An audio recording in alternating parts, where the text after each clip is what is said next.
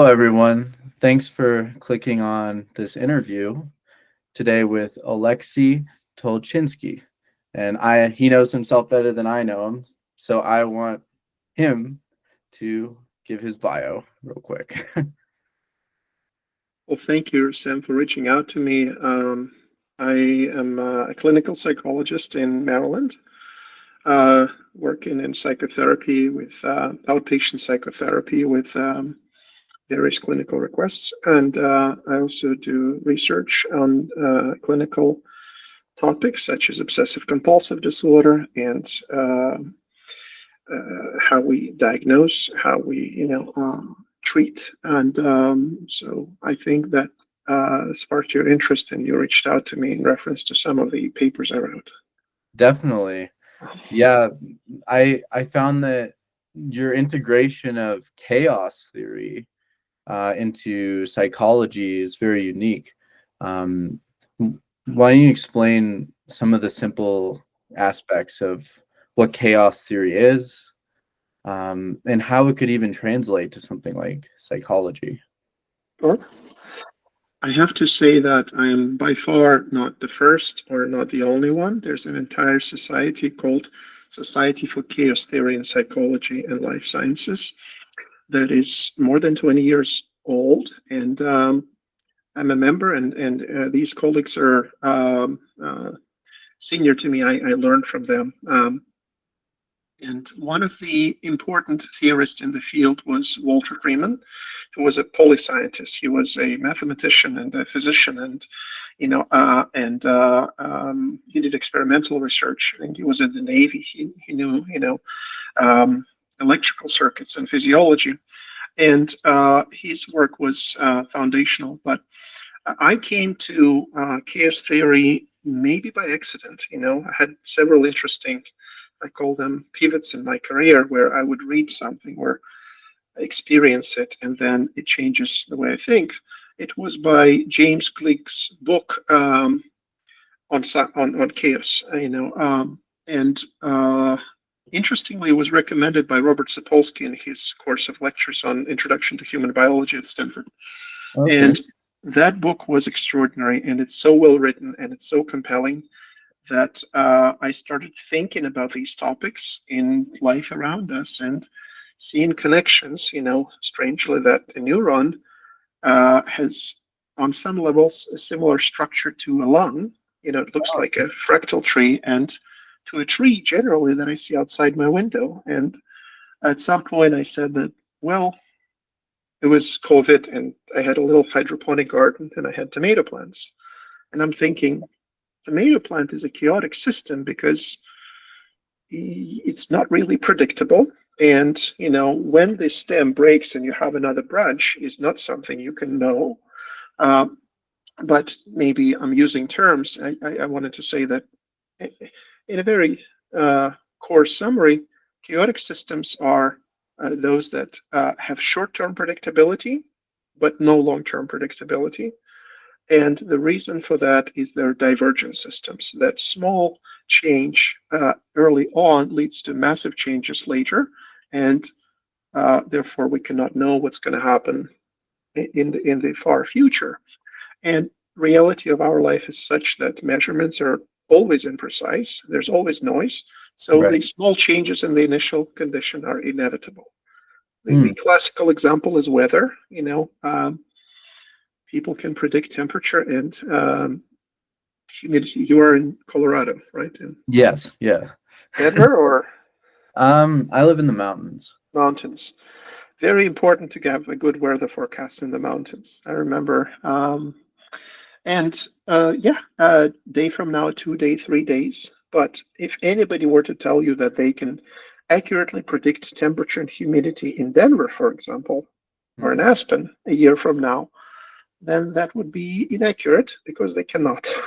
With the most powerful computers in the world, AI and whatnot, they just simply cannot because weather is mathematically chaotic system. And um, we see these systems all over the place. Like in astronomy, the Great Red Spot on Jupiter is a stable chaos. We've been observing it for 300 years.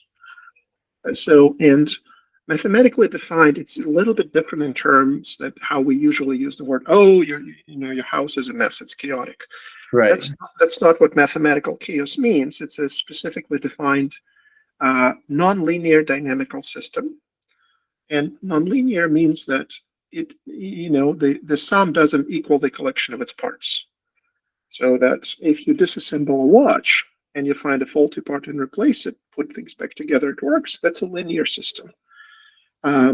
If the car is moving with a fixed velocity on a straight line, it's a linear system. I can predict exactly where it will be an hour in the future and exactly where it has been an hour before.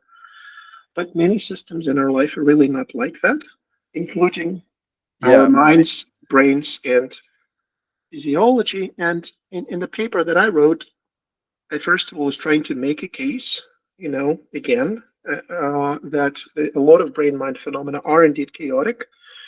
And the evidence I listed, can be tracked from simple systems like a single axon of, a squid axon, all the way to neural networks to this. If we measure Right. EEG, a scalp EEG, while I'm talking to you right now, then we'll probably see a lot of gamma rhythm.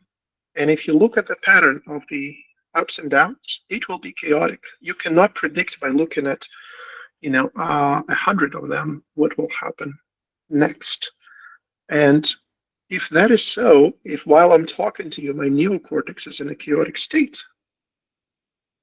and that is majority of our daily and wakeful life, then we should be modeling this system using the appropriate tools in theory, in mathematics, in psychology, and psychiatry.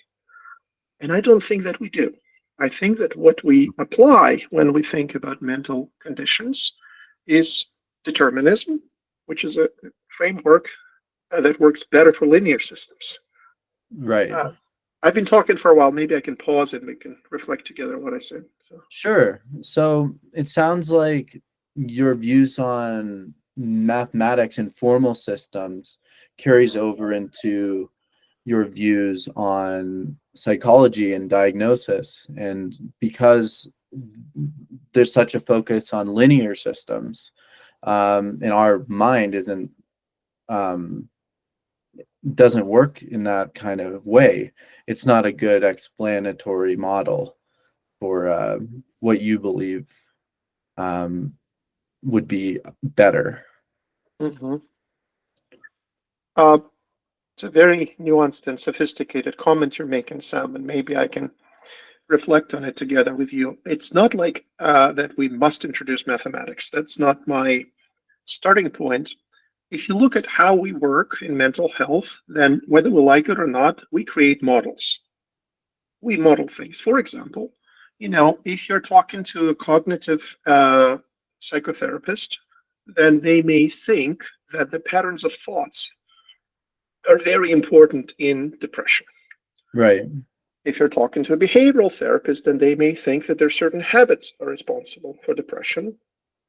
If you're talking to a psychodynamic clinician, you may think that some early experiences and perhaps unconscious dynamics contribute to the depression. If you're talking to a physician, then you may hear that perhaps, there are chemical things in the brain that are related to depression, and therefore you need to treat it chemically at the molecular level, such as then by prescribing SSRI or SNRI.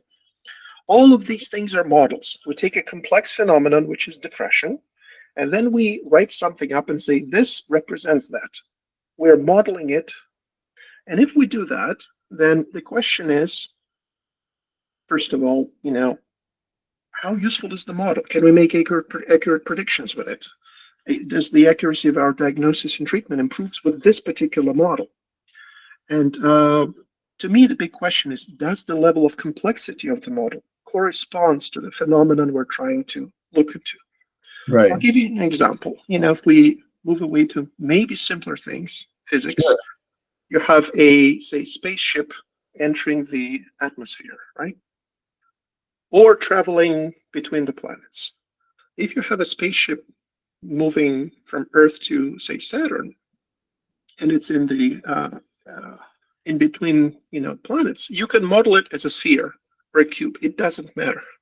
Right. When you model its shape, it doesn't really matter when it's in vacuum. However, when it starts entering the atmosphere of the Earth, if you have an inaccurate model of its shape, it will be a problem because aerodynamics start being relevant. And then you need to make the model more accurate to reflect the aerodynamics so that you take that into account, which means you're increasing the complexity of your model because the system you're dealing with has additional variables such as, aerodynamics. And what I'm trying to say is applying determinism as the main tool of theory to mental health conditions is grossly inadequate because they're not linear. They have features of nonlinear systems, and I'm quoting here William Sulis, such as emergence, transience, and contextuality. But we don't think like that. What you hear people say in language is, I have depression. It's sort of like there's something concrete and clear right there, here slightly at the front and the left of your brain called depression, and I have it. Like I have a tumor, or I have malaria, or I have ALS. Instead of saying that there's a process in my mind that makes me feel a certain way, I feel worthless, I feel hopeless, I feel low in energy, I feel nothing good's going to happen, and my mood is down, and I don't want to eat. And that's a state in which I arrived. And there's other states, such as euphoria, or maybe mania, or paranoia.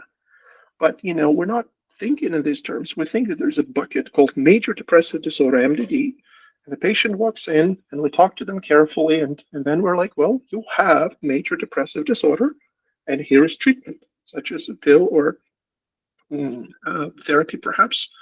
And then we talk to them more. It's like, oh, you have a second bucket called generalized anxiety disorder, which we're going to say is comorbid. And then we write down the patient has MDD, and GAD as two comorbid conditions. And then we're going to say, oh, you've had panic attacks recently, they're recurrent. And then we collect more information, say, well, you have a third bucket called panic disorder. And then the list of buckets grows, and then we treat the same way. We treat symptomatically. You've got some psychosis, here's antipsychotic medication. You've got depression, here's an antidepressant. That's a very interesting term, antidepressant, that we can talk to. And what the reality, I think, of it is, and it may be a little bit sort of grandiose of me to use the word reality, but I mean it seriously, based on data, and I've had a lot of data in the paper, is that it's not static. It's not a bucket. It's sort of like a waterfall, right?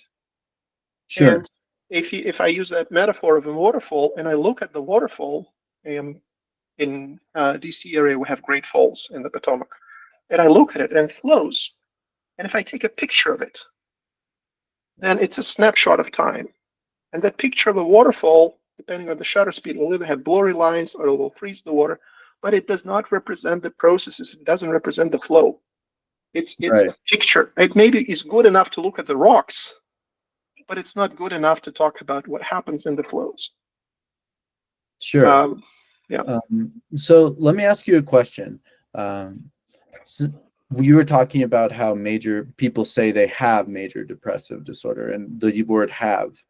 I wonder how, in relation to autism, since my channel is largely directed towards autistic people, there's a lot of autistic people who feel like saying they have autism, like that it's a core, like emphasizing the core part of it being in their identity, is something that they prefer.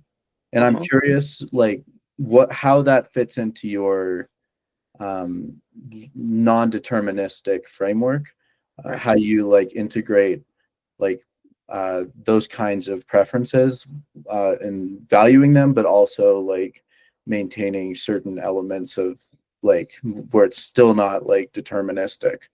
Right. Well, I think that it's a great question, and I'm not against the statement, I have something. Sure. Like I have a car is an accurate statement. Car is a thing. It's a clearly defined object. And I think autism is quite a bit different from depression. I also want to say that it would be honest and scientifically valuable to say we may not know for sure. We have Okay. working theories right now. We have, in fact, conflicts and debates in the field related to autism and everything else. Some people, to go back to depression, they're called splitters. They want to have a small, narrowly defined condition for everything. So if I hit my head on the light pole, it's one condition, but if I hit it on the table, it's another condition. And then they're going to say major depressive disorder is that, generalized anxiety disorder is this, and panic disorder is that.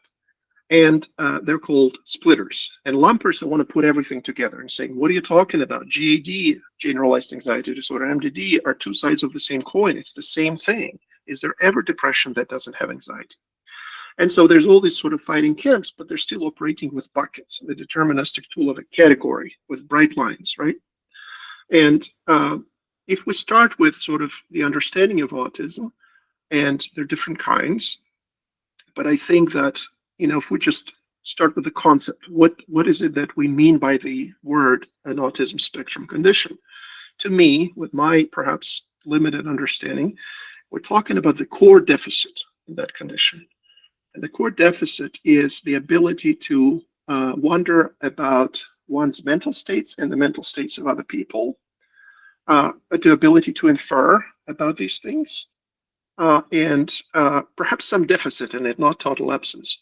And we call it in the field mentalization. It is very hard for the individual with any kind of condition on the spectrum of autism spectrum disorder to do that. And then it leads to other things. But to me, it's important to differentiate what we call the defining set of issues, the pathognomonic thing from other things. When people talk about repetitive behaviors and rituals, I don't know, that's perhaps a important part of the condition, but it's not the defining feature. I think that it's inaccurate to diagnose an autism spectrum condition without a ability to mentalize, which clearly leads to social deficits. And then we put things together by saying that if it's hard for me to wonder about Sam's mind and my own mental states, then it will naturally lead to difficulties with making friends, perhaps romantic relationships, professional relationships, because that's an important component in relationships.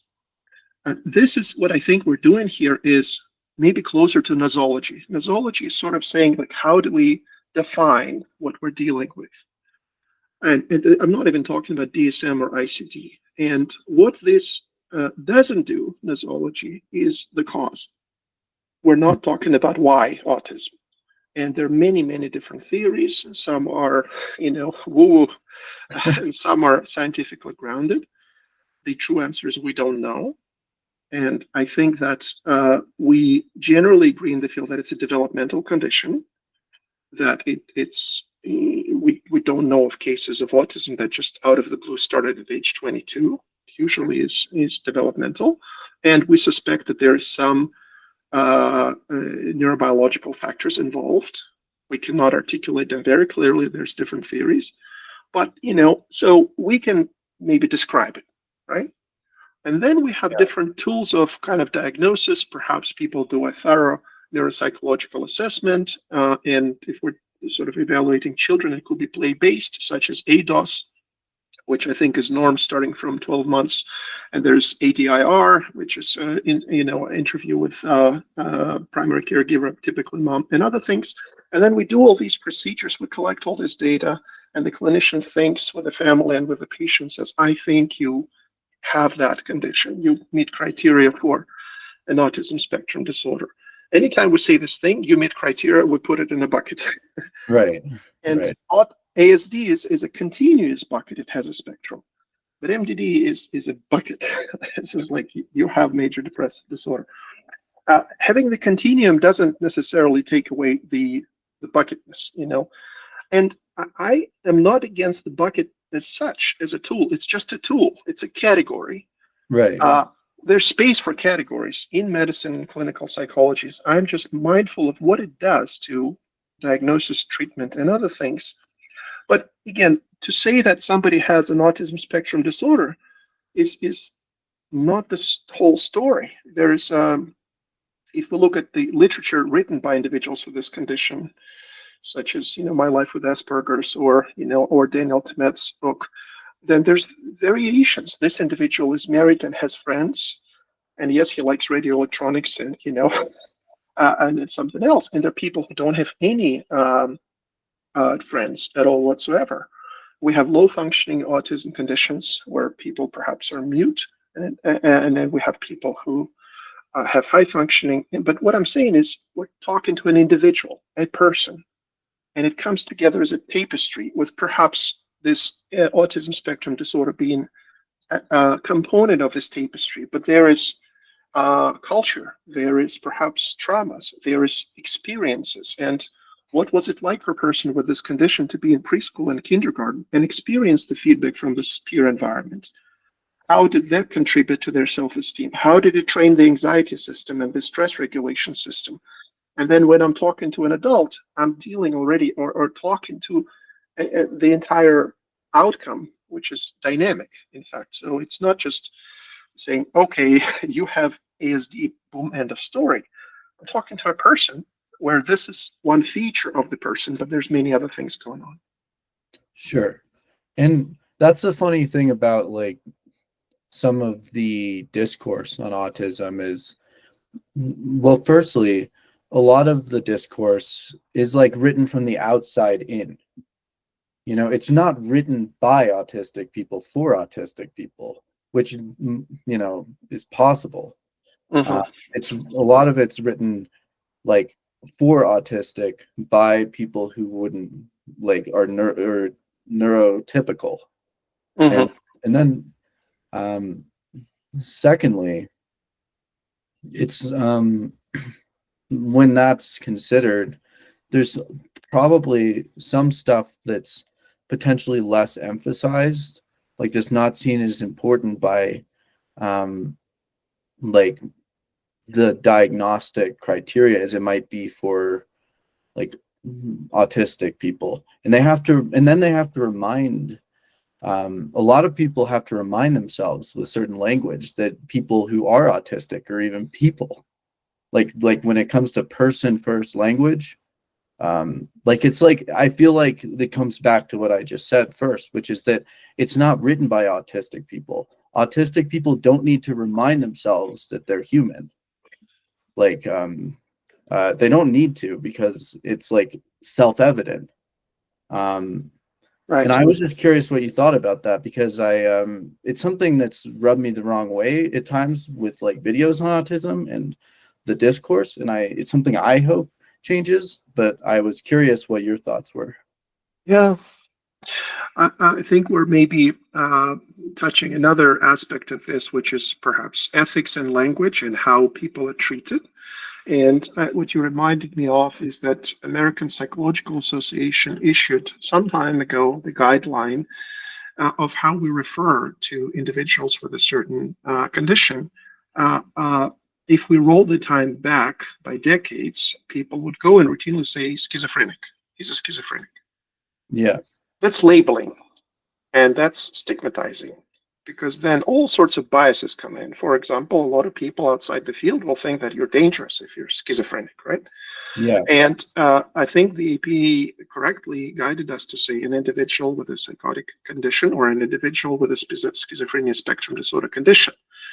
So that is a completely different, it may seem procedural, and it may seem long way of calling things, but it's important because we think differently about that. I've heard some colleagues in different countries just say, well, autist, or, right? Okay. And then the moment we say that in our mind, we bring in, we narrow down the field, and it becomes a stereotype, right? So, and it's clear enough within the community, but perhaps not always clear outside. And I think labeling is a separate phenomenon that is very rich, and there's a lot to talk about here. And yeah, I think I'm glad you brought it up. Yeah, thanks. I know it like I know it bothers a lot of autistic people when yeah, I think I said it best before, but just that the discourse comes from the outside onto us. And Mm-hmm. also that just the focus on like having to remind, like it says a lot, I guess, that like people even have to remind themselves that like people with like a disorder or disability are human in the first place. Like I mean, I guess it's better if it's a tool for neurotypicals, like that don't remember or something. I guess it's better than forgetting, but it's surprising to people and sort of like disturbing when like you like live like you like are like someone who has like a certain disorder, and people forget that you're human on some Right. level. Right. Um, Maybe I'm free associating to what you said, Sam, but I Sure. wanted to say my perspective on the diagnosis. To me, diagnosis is a tool, period, nothing else. It could be used like hammer can be used to do harm, and hammer can be used to build a house. For Sure. example, if I've seen circumstances, some people are taking the extreme position of saying, I don't believe in diagnosis, and all of that is just like, artificial constructs and, just that. I'm holistic and there's no diagnosis. Yeah. I actually think that that's problematic in many ways. But I've been in circumstances where, let's say, we're talking about a child or an adolescent in school, and the teachers are at wit's end.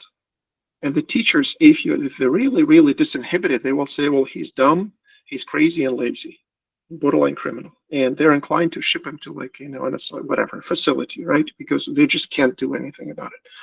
And then parents are overwhelmed and the coaches are, everybody's overwhelmed. But then if you do proper evaluation, thoroughly, slowly collect all the data, slow down, and then you come back and say, what this child has is visual dyslexia. You don't need to do everything. These are the specific things you need to do. A decoding pen, grade him differently on, content and the perhaps spelling, do these specific accommodations, and the child flourishes. That's a use of diagnosis to help. Then we get specific services with the educational system. But sometimes when diagnosis is used to label and stigmatize a person, then it does no good. Right. And it works both ways on either the patient side or the client side, if you wish. Is sometimes when a person understands clearly that you know that it's information, essentially, that if somebody has high blood sugar, then they need to do something in their lifestyle and perhaps augment it with medication in order to take care of that issue. If they don't, they will have peripheral neuropathy, vision problems, and other things. It's information, right? As opposed to just, I'm a diabetic, I'm a diabetic. What does that do? And in a moment of levity, one of my favorite cartoons from Simpsons was when Homer Simpson was diagnosed with narcolepsy, right? Yeah. And then I think you and I talked about it, and Marge is like, Homer, why didn't you do the dishes? Narcolepsy. Why are you drinking beer? Narcolepsy. Why are you not going to work? Narcolepsy. So when people wear it on their T-shirt, and that's the sign-in, and that's the sort of like, I have ADHD, and they start explaining away everything in their life that way, then that actually takes away the Alexei, am doing something in life, and perhaps I have executive deficit, but I'm not, identified with a label. I'm more than the label. So we're talking about the use of language in mental health, and I'm trying to share my opinion that both were professionals and teachers and parents, and for the client, sometimes language has implications, right? So. Yeah, definitely. And I suppose if the buckets were to be like less relevant, you'd have to have a society that's more inherently inclusive of people who have certain difficulties functioning, as you put it, because that's why the accommodations are useful in the first place in the Mhm. workplace. And when you were talking about, well, like uh, narcolepsy, Mhm. let me give you like an example, like that would be relevant to like people with autism, OCD, like those kinds of like disorders. Um, I'll focus on autism. Let's just say there's someone who's prone to burnout when they get overworked, Hmm. and like there's a lack of jobs that really accommodate that. I mean, Right. certain like breaks for like burnout, uh, things like that that just generally aren't accepted as like reasonable. But because of that, they keep like having a hard time with like holding a job, holding responsibilities, because every time, almost on a physical level as well as a mental level, it causes too much overactivity and overstimulation across a long period of time requires a certain period of rest. Like without those like certain those demands, the neurotypical people would have a much easier time with. I just wonder what your opinion is on that and how it would differ from like the Homer Simpson example. Right. I didn't want to use Homer Simpson as, again, judgment or criticism in any kind. I just say that phenomenon exists where people, I'm not talking about autism at all, but when people say, I have ADHD, and then Sure. so therefore, like, I will be working 2 days a week or something. But, if we go back to planet Earth, then, we have federal laws, and such as the Americans with Disability Act, and that every child at school is eligible for fair and appropriate education. What does that mean? So if I do an evaluation, for example, and or my colleagues do evaluation, I do mostly therapy now, and we realize that this individual meets criteria for Asperger's disorder or high functioning autism, which is not the end of the story. If you read the report, there's a ton of data. However, in addition to that, their mathematical ability is a grade level above the peers. And what that means by law is that the school has to accommodate that and perhaps place them in a higher challenge class in mathematics, while at the same time providing supports for the social deficit. That's what the law means. And this is why precision is important there. Because if I run a kitchen sink report and say, oh, a child has everything, they have a mood disorder, anxiety disorder, ADHD, autism, the school doesn't know what to do. There's like 57 Right. recommendations. And a colleague of mine is really good, Jody Bleiberg. She's a double board certified pediatric neuropsychologist. Her reports are clear and specific, and they make sense. And if she doesn't know, she'll say it doesn't know. But sort of, this is when it's done well. Then we have specific accommodations. And if the person is blind, they have accommodations. If they have a hearing deficit, they have accommodations. And the same exact thing applies to the condition you've mentioned. And using the expertise, we can say what specifically is necessary for this person to not feel excluded or discriminated against at the workplace or at school. Absolutely. And I think the accuracy there is useful as opposed to saying, well, that person has Sure. everything.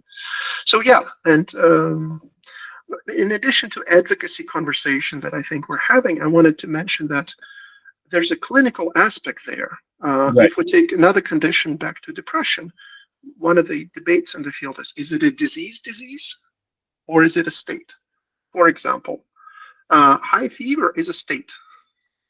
And fever is such a broad symptom that it's impossible to diagnose based on just fever alone. Is it flu? Is it common cold? Is it all sorts of things have fever? But flu is a disease, and there's viral infection and other things. And things happen differently if we approach it as a state or as a disease. These are not necessarily my thoughts. I'm quoting Jonathan Shadler, Mark Solms, and others. And a state is much more nonlinear dynamical systems based formulation than a disease. Disease is a bucket. It's something you have and you're going to carry it throughout life. It sort of implies that it's sort of what does it mean, the state? Then that means I can get into that mental state by different ways. For example, if there's a trauma or if there's a divorce, if there's a loss of your job, it can land a person into a depressed state. Or there's a substance use problem, or there's a sleep problem, or there's chronic pain, and they may arrive at a depressed state. And then there's a state called mania or hypomania, and you can land in it also multiple ways. A sleep deprivation may result in a state of manic, or a cocaine intoxication, or other experiences, right?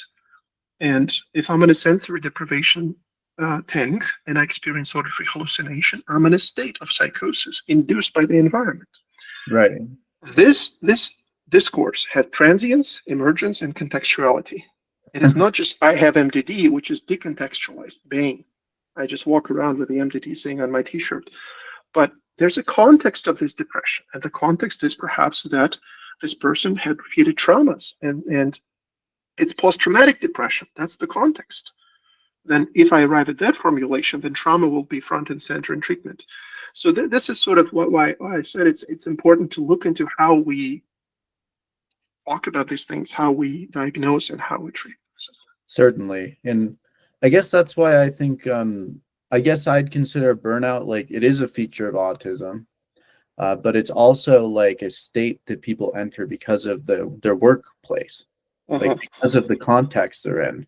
Because like sometimes what might be considered reasonable to the workplace isn't actually connected to like the state that the individual goes into.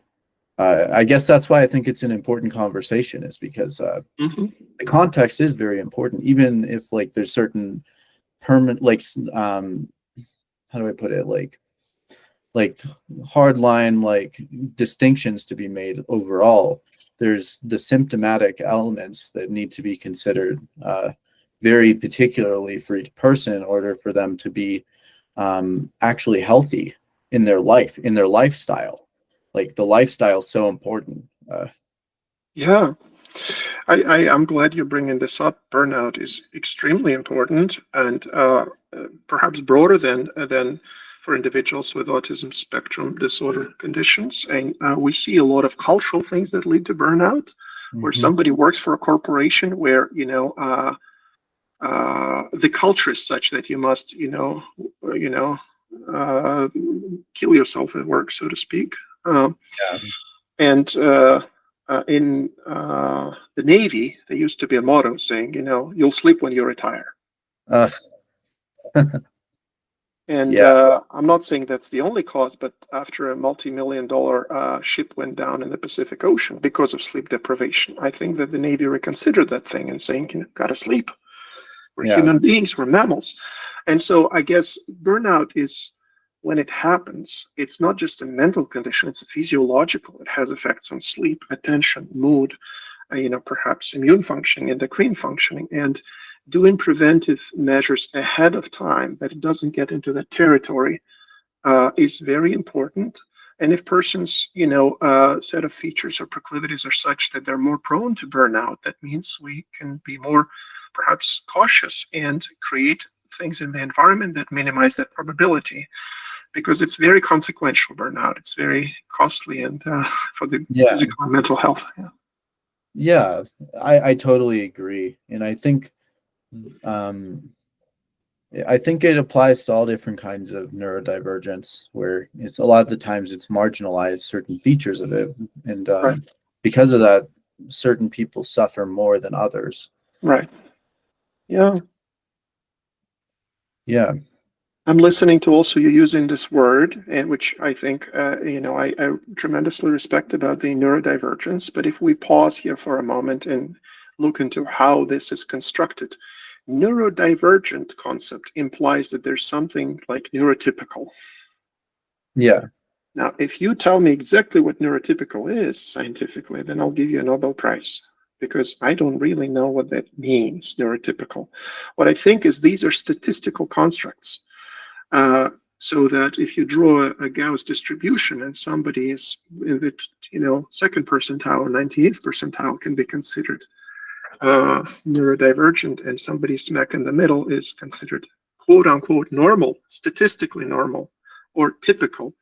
But and I don't want to take it away. I think that again, I am against the idea that because it's a spectrum that everybody's on the spectrum. Absolutely no. There's a qualitative difference in an individual with an autism spectrum condition.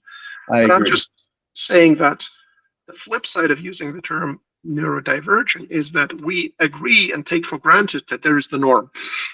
Sure. I've had this conversation a lot of times with different people, and I think there's validity to what you're saying, especially when you look at it from that statistical framework, it makes a lot of sense, because in some ways, like I understand, like I think that everyone has something that's like not common, like Right. about them. If you were to put it in a normal distribution or Right. some kind of statistical model, you could measure various different traits, and you'd notice that different parts of people's minds and brains work in divergent ways. But I think maybe it makes sense from the contextual aspect. Like if you reference it not towards the statistics only, that's Mhm. definitely one way too, and I think it's valid. But also to like just the context of the society where the like accommodations and like Right. where people Right. live in terms of our culture. Yeah. What's considered like deviant or like different from normal, it on some level is an illusion, because of what I just said, but also because of stigma, because of like people's inability or lack of willingness a lot of the time to be fair and accommodating to what other people need to be healthy and have. If you focus in on like what gives someone like a better life, a better lifestyle, and what in our society is not taken into account normally, I Right. feel like that is like more like where the top, like the term is useful, Right. not necessarily statistically. I do agree that it's too broad if you're just measuring it like with trait theory, Right. or trait and factor analysis or something like Right. that. Do you see Yeah. what I mean?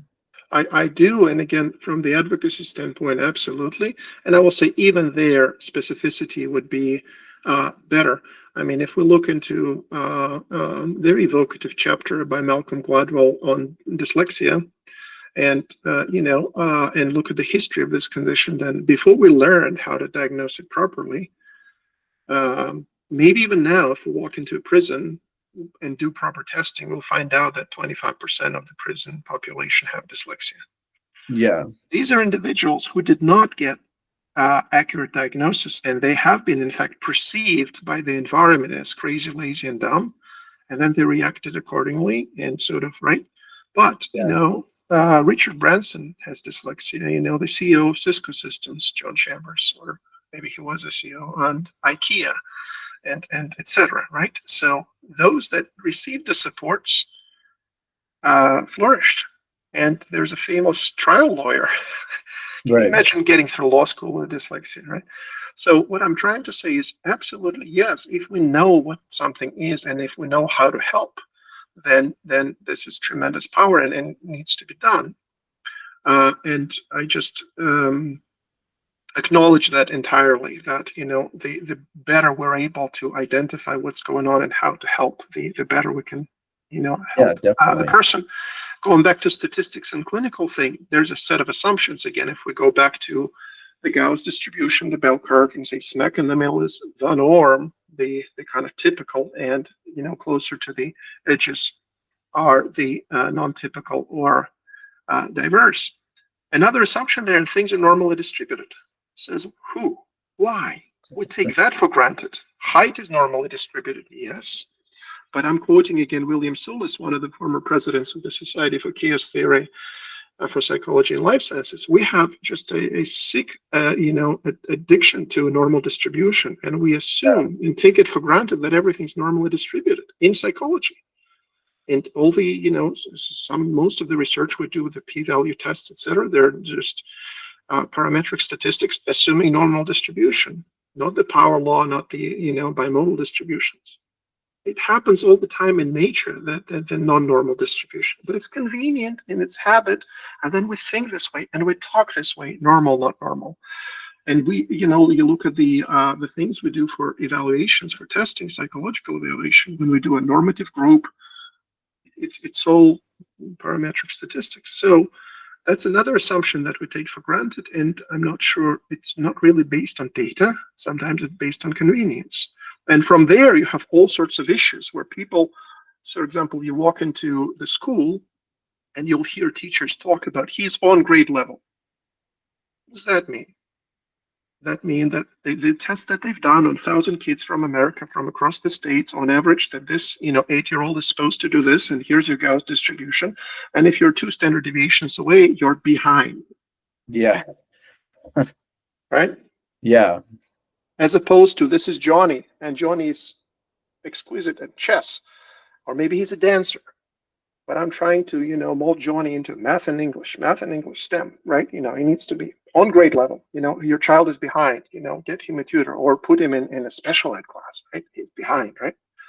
Yeah. I totally agree that people, especially in the mental health field, should be expecting exceptions when it comes to like what they consider like average, like assuming that like everything is on like a bell curve, definitely makes like when there's something that seems like an exception, like I don't know, it makes it more surprising to people, I guess. Like, and so I agree with what you're saying that there definitely are way better models that could exist for understanding. And I mean, a lot of the like frustration that people who identify as neurodivergent feel um, probably would disappear in some ways if people understood that.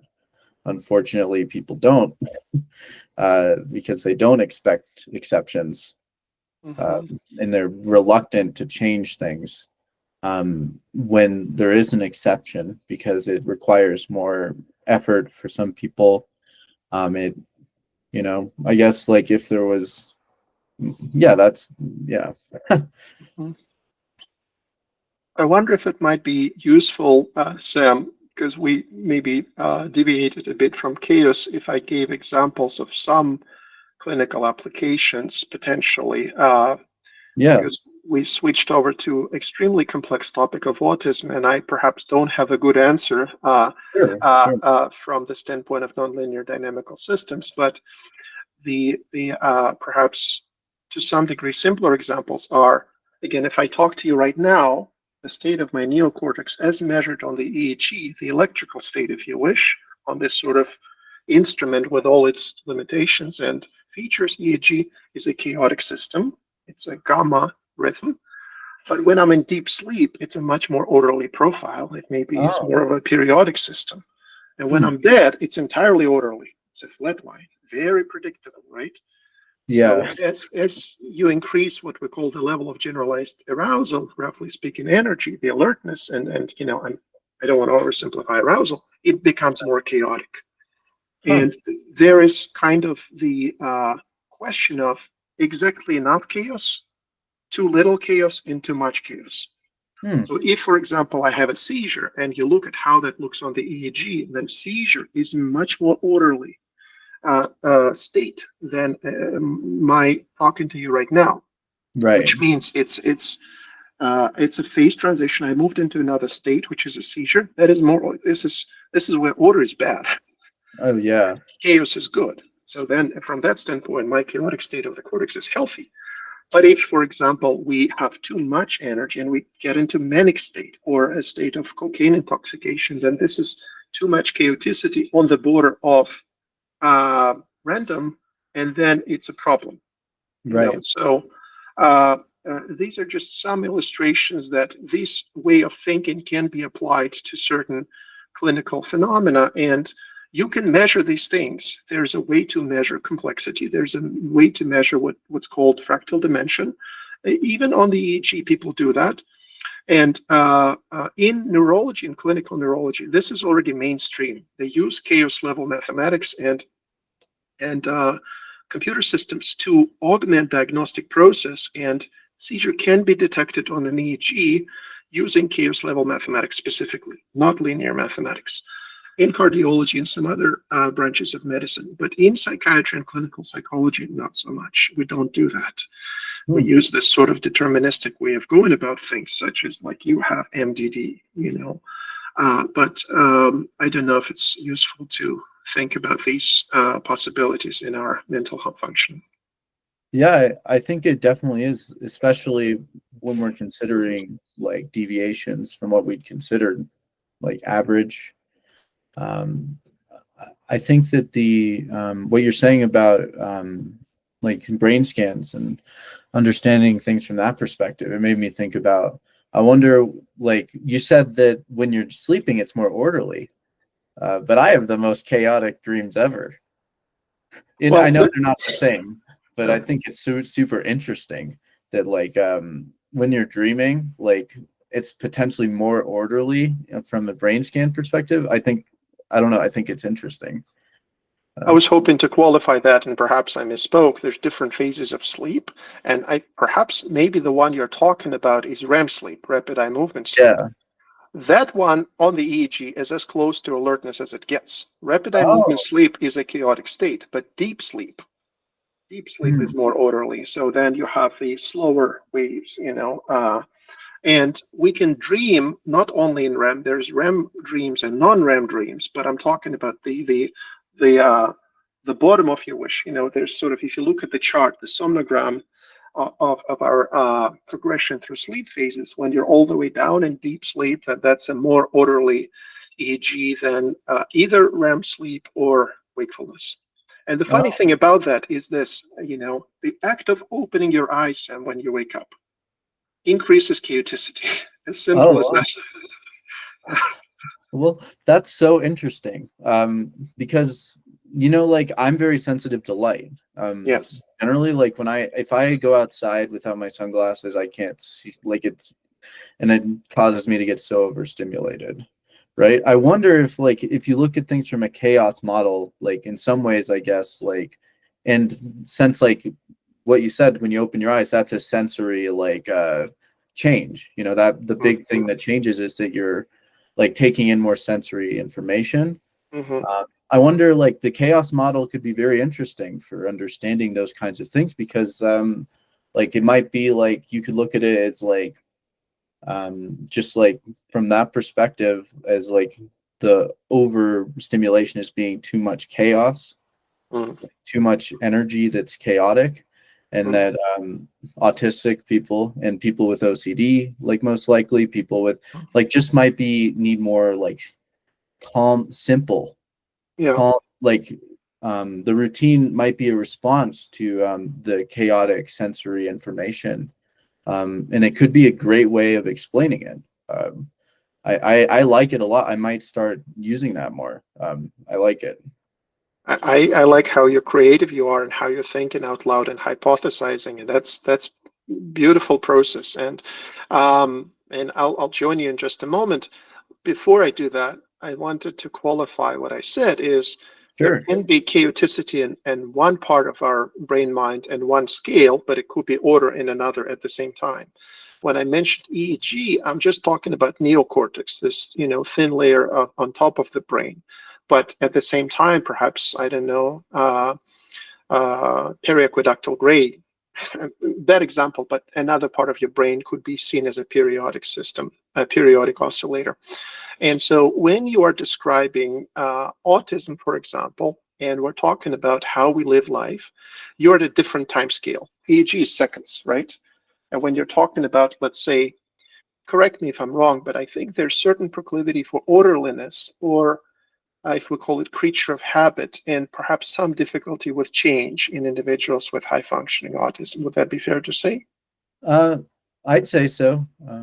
Yeah. Uh, yeah, definitely. So then, if you do it, describe that feature perhaps at the level of nonlinear dynamical systems, then we talk about, a set point attractor. If you again dig a ditch in the ground and you put a ball on the edge of the ditch, it's going to fall down. It's a stable system. It's a potential well where things just sort of oscillate around, and there's the attractors at the bottom of the pit where things try to get into.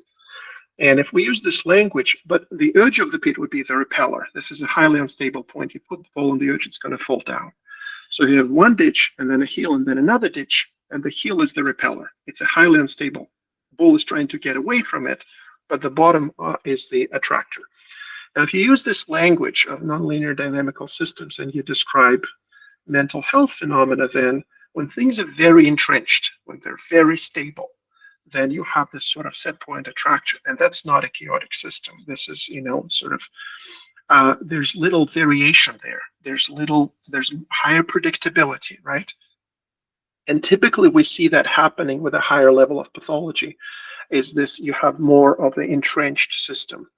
So to give you another example, that maybe you and I have benign daily dissociations when we do rock climbing or dancing, or daydream or meditate. But when somebody has dissociative identity disorder, then these states are more frequent, more, right? So more entrenched, if you wish. And if you look at sort of OCD separately from autism, then this kind of rigidity of saying that I cannot move out. One of the metaphors I read about OCD in the book by Norman Deutsch was that it's like I'm reading a book and I'm stuck on page 16 and I can't turn over the page. Yeah. That is the non-chaotic system. This is the stuckness, right? And if we maybe table that image of being stuck on page 16 for a moment and jump many years in the past with Helmholtz, he talked about human functioning as needing two things. One is, I certainly need to have something stable and predictable, otherwise I'll get overwhelmed. If I get up from this chair and I don't know for sure if my legs are going to carry my weight, I will be constantly flooded and overwhelmed. So I need some predictability somewhere. But when big changes are happening in the world, say COVID, I need to adapt. And when people are very rigid and they have difficulty adapting, that's a problem. And when everything's changing and there's no stability, it's a problem. So it's sort of a balancing act where we need both, right? Sure. And I think that perhaps OCD and the sort of creature of habit and difficulty with change gravitate a little bit more to that kind of thing where I crave, I want, I really have high discomfort if you take me from my nook and cranny environment to my niche to something else, and I must, I don't know, learn French and live in Breton and whatever. Like I will have a high degree of distress, right? Yeah. So does that help this language? That makes a lot of sense. I actually have OCD as well. So it's good information for me and probably for my audience as well. I have responsibility OCD, like mistakes and stuff. And to a certain extent, I could see that as a response from proceeding from the overstimulation I went through when I was young, and the way people responded to me because I was late diagnosed, because I'd always blame myself. I guess it was a way to find order for me. The OCD wasn't always OCD. It was a response to something more original, more for me. I think it's, but I find that really interesting, what you said, because it sounds like it's more of the circle of it, it's more orderly based. Not, that would make sense, is sort of a unconscious counterbalance, the alternative things that I've been through.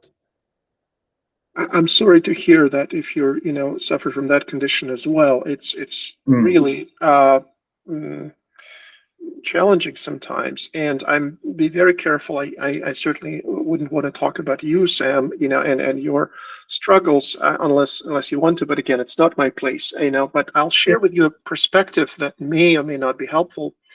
Another paper we wrote with Michael Levin and George Ellis and other colleagues was about this system called disgust, which is this sort of the fear of infecting the internal milieu with something bad, toxins, parasites, viruses, bacteria. And when we are talking about OCD world, so to speak, there's different branches. And I think it's very important to differentiate the individual who has contamination, obsession, washing, compulsion kind OCD with what you, I think, referring to, I would perhaps say checking, sort of am I right? Am I wrong? I need to double check. I need to triple check, and so, and there's other kinds. And if we take one, again, etiological path of OCD, which is post-traumatic OCD, typically this is adult onset. And these are sad cases, but an individual who experienced a traumatic event in which there was a acutely disgusting content, and I'll spare the details, I won't let you, sort of go in there, but they may develop a post-traumatic OCD with contamination obsessions. This is the route it may go. But if person perhaps did something, and let's say it caused severe consequences for another person, then they may develop a post-traumatic OCD with checking, things. That this hyper-responsive state, it's my fault. The guilt-driven sort of thing is like, am I right? Am I wrong? And let me check and triple check. And there's neurobiology of checking, and it's a complex question, but I think most theorists agree that anterior cingulate cortex participates in it. There's sort of, when you do a examination and you have the feeling after you've answered the question, oh, that was wrong. Certain things happen in the brain, and this is wrong. It overfires in OCD with checking kind of subtype. But again, it could have adult onset for some reasons, and not easy to treat, if it's full-on OCD. I mean, there's obsessive compulsive, again, we agree on calling personality disorder, that is more broad. There's like a little bit of, washing and checking, and it really is not debilitating. A full-on OCD with contamination, obsession, washing compulsions, people cannot leave the house. And again, it becomes more entrenched, and the fear of contamination is that strong that they cannot function. It impedes ability to work or maintain relationships. And when checking is severe, then also it interferes with functioning significantly. But I don't know if it's helpful. No, it's really interesting information, and it's the post-traumatic OCD. I've thought about it, I suppose, but I've never really looked into the criteria, studied it at length, just because I guess I sort of live my life, and it's like a no better measurement and prediction than observing myself. Sure. And I'll give you a couple examples of what I do. I make my videos almost entirely on the spot. I don't do any editing, and it's like a thing to expose me in a way to making mistakes, being okay with it, not fearing it anymore, even though I still have my hard moments consistently. It's not something I let get in the way of being someone on making stuff in public, talking about stuff, even though I might make a mistake. And I also meditate a lot, that helps. It's helps realize certain things. But I do think that a lot of that chaos theory applies very nicely to some of the things we've been discussing. I appreciate it. It's a framework that when I read your article, I was super interested in. I'll link that in the video for people. Thank you. Yeah. But it's something intuitively to a lot of people. I mean, how would it apply to psychology? But when you explain it and how it might apply to symptomatic differences in people, exceptions, it has so much explanatory power that it makes me want to learn more, which is a good thing. Thank you for your interest, and I enjoy talking to you. And I'm again being careful not to comment about your features and your adaptations. But I think it's admirable and courageous when you're saying I have this proclivity to be preoccupied with the idea that I'm responsible or I did something wrong, and I am doing these videos without this, just inhibiting the checking component. Yeah. Some people might say that you're doing self-administered exposure therapy. Some people may call it counterphobic. Let me stare, my fear in the eyes and just do it. But it is admirable and it is courageous, and I want to give you credit for that. Thank you. I appreciate that. It's I appreciate it so much.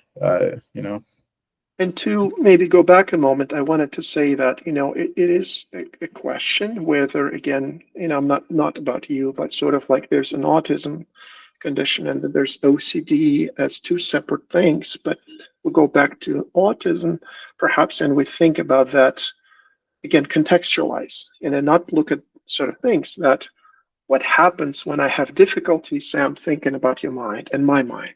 When I'm at a certain state, say anger, and it's very hard for me to think that I might be angry, or when you lift up the cup, it's hard for me to think that you're thirsty, right? Then it's dangerous to have a social interaction because I cannot predict what you're thinking about me right now. Yeah. Then I will be avoiding social interactions. And when I'm avoiding social interactions, I will be learning less. And the more I avoid, the more scared I would be, right?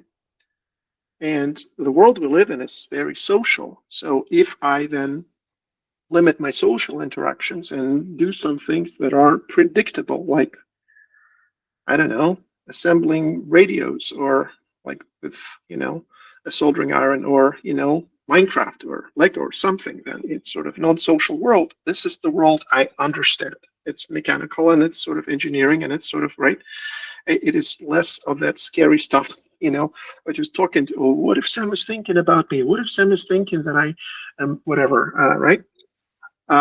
And that may drive, maybe one of the driving forces. I'm not making any big claims, but this sort of difficulty with transitions, difficulties with change, could be related to that expectation of, again, being placed in that uncomfortable setting. Is like, there's all these people around me. The more the people, the more scary it is. And what are they thinking of me? And how do I behave? And oh, by the way, I have been told that I have this condition. Am I awkward?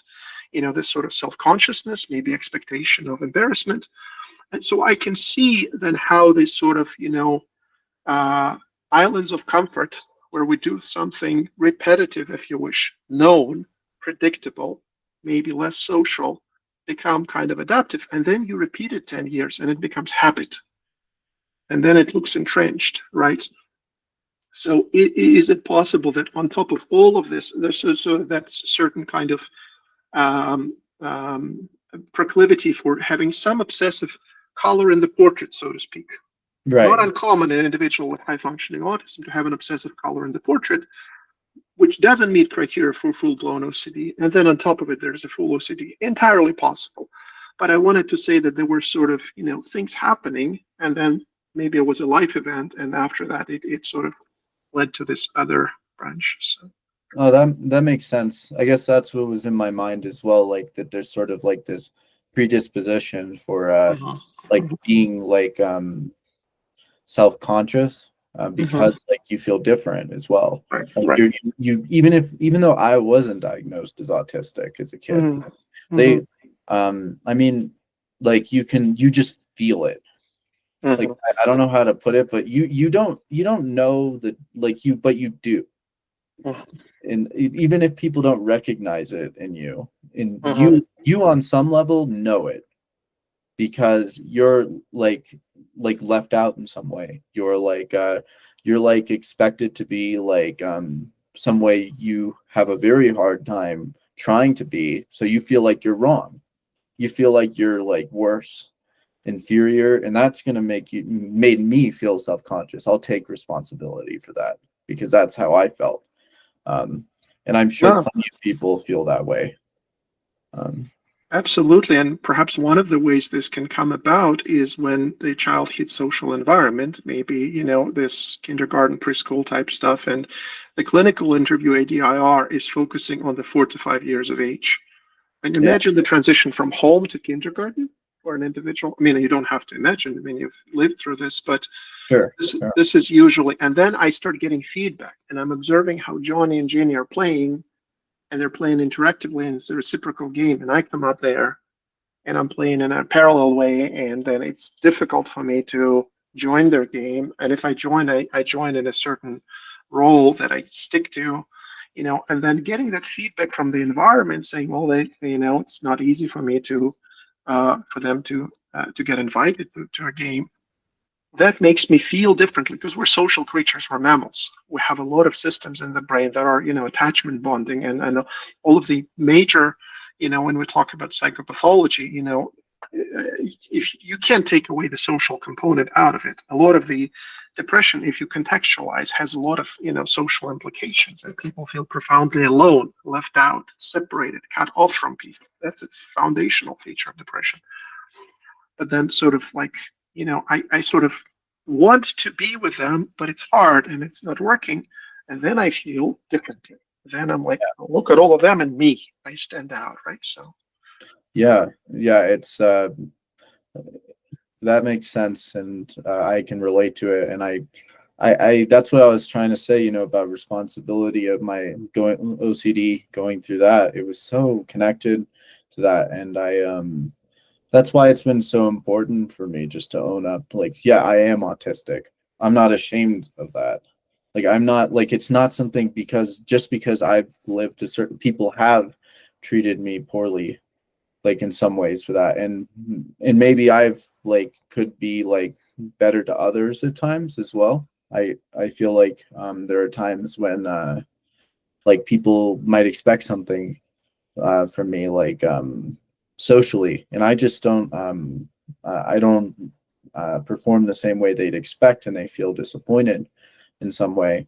And like I suppose like on some level it's their responsibility and mine, but I also realize how that contributes to responsibility OCD, like trying to understand that, like in itself. uh, I'm noticing, I think I start to get a flavor of what you talked about earlier. You use the word responsibility a lot, and so, yeah, exactly. so, yeah, but right. And I will say that it is enjoyable to talk to you. It is enjoyable to follow your train of thought. I think it's Thanks. creative and courageous. You go to places that are interesting. You connect things in an interesting way. And I'm enjoying this, interaction with you. And I think you've traveled a long road from where you were, and whatever that is. But as I've mentioned to you before, that thought wouldn't cross my mind from talking to you, that that's the condition you have, perhaps, or so I mean, it's yeah. No, thank you. And do you have any last thoughts before we stop recording? um, No, just to thank you and your audience. I enjoyed talking to you, and I appreciate it. well, thank you as well. And goodbye, everyone.